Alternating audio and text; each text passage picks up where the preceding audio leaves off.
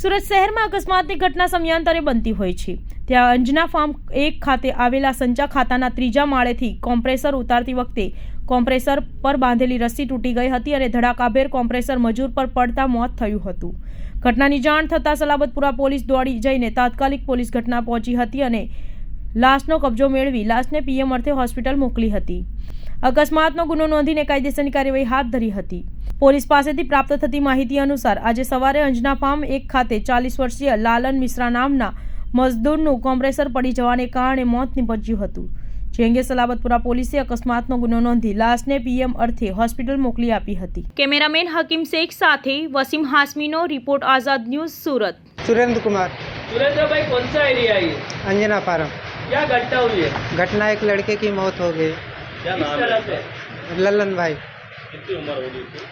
यही 25 साल के आसपास। क्या हादसा हुआ था, किस तरीके से? आस्था वो सामान उतार रहे थे, उसके सर पे गिर गया।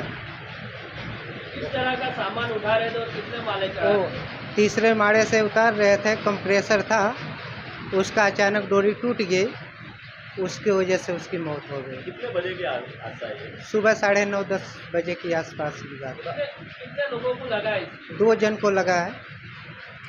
दूसरे की हालत कैसी है?